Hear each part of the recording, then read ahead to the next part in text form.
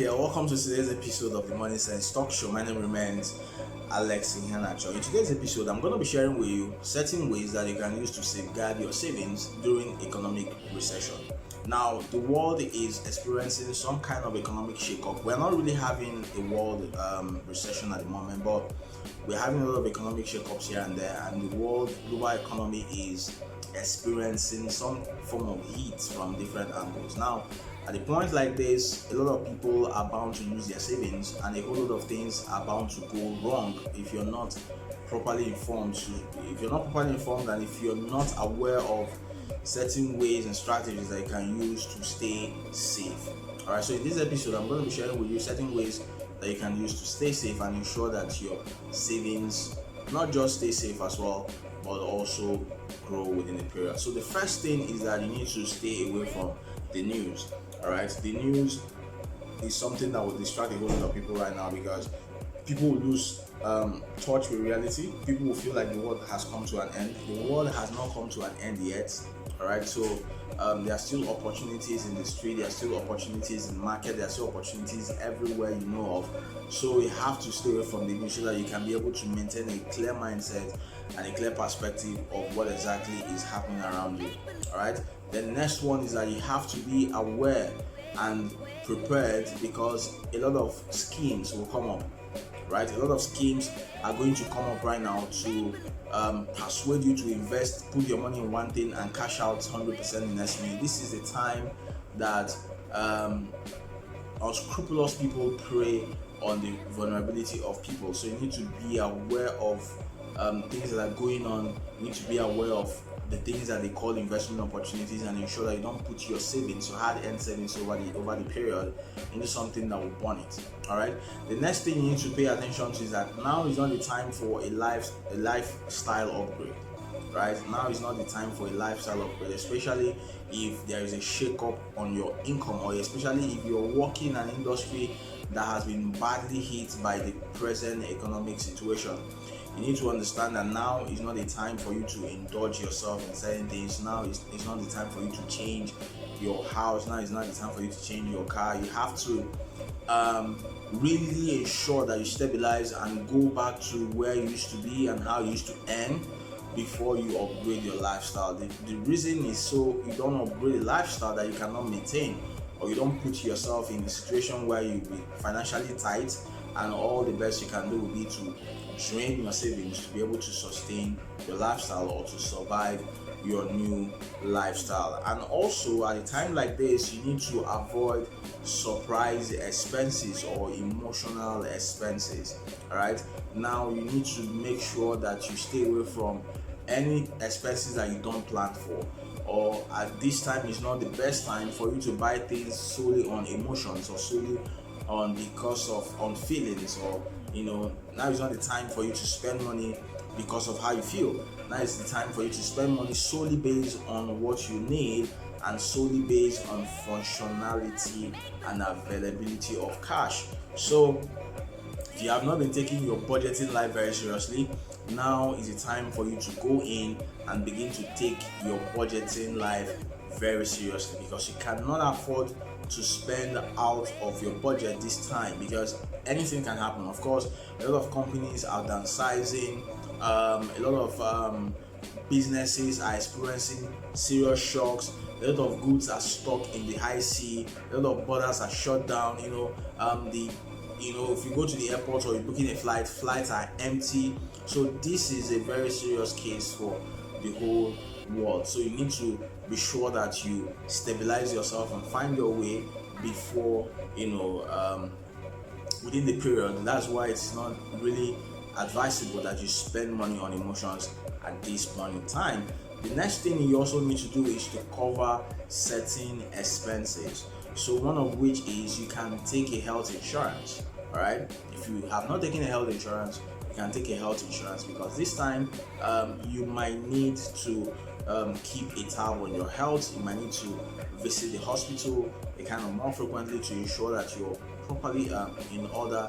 If you have health insurance, it will also help you to get fast track treatment when you go to the hospital, because now there will be a whole lot of people visiting the hospital. Of course, a lot of people are scared, so when they feel a cold, they quickly run to the hospital to be sure that they are all right.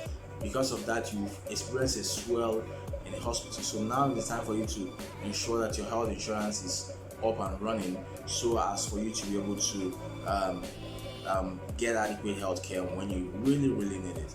The next thing you have to know is that you must avoid bad debt. Okay, you must avoid bad debt this time. And what is bad debt? Any debts that you're going to pay for with your money. So if you're taking a debt now, it should be a productive debt. That is, a debt that you can use to conduct a transaction or perform an investment and get returns back quickly, so that you can use the returns to pay the interest on the debt and use the money you make back to pay back the debt. Anything else that you do with debt that is not this way, that is not productive, is bad debt. So you don't borrow to consume at this moment, because if you borrow to consume, it's going to hit your savings. Because if you have savings and your debtors begin to call, you're going to dry your savings to pay them back, or you're going to dip your hand into your savings to pay them back, and that will definitely not be a wise idea. So stay away from debt. All right, just make sure that you spend what you have, right? You live within your means, and I will advise you live behind your means, because they are not really the same thing. Living below your means, within your means, and behind your means are not the same thing. I think I did a video on that, and you can find it also in one of the previous videos that I've done on this channel. So that's that about debts. The next thing you need to do is to also look for a way to earn in foreign currency. Okay, look for a way to earn in a currency that is bigger than your own. So for those of us who are in Nigeria, I think the naira is one of the smallest currencies in Africa. So what you have to do is to look for countries that have bigger currencies that you can earn from. And this doesn't have to be tier 1 countries. There could be other African countries who will buy what you sell. So South Africa, the rand is bigger than the naira, of course, about 64 rand to a naira or so. So you can earn from South Africa. You can also look for opportunities that will help you to earn in dollars. So look for ways to earn from more stable currencies, to earn from more stable economies. Don't just limit your earnings from opportunities that are found within the boundaries or territories of your country, especially if your money is on the weak side. Because with the economic recession, with the economic situation going on, you will definitely see that weaker currencies will get weaker. There will be a whole lot of shocks on weaker currencies, and especially given to the fact that most of the African countries are crude economies. They depend on exportation of raw materials, to the tier 1 countries. Now that the tier 1 countries are battling global health issue, these countries will experience a slow in their exportation revenue, and because of that, their currency will also experience a shock. So you need to ensure that you find a way, all right, you find a way through the internet. Of course, this is very possible through the internet to earn from countries that have more money. And also, the next thing that you can do is to look for a job. All right, look for another job that will augment your current income. Why? Because you might experience a pay cut where you're working currently.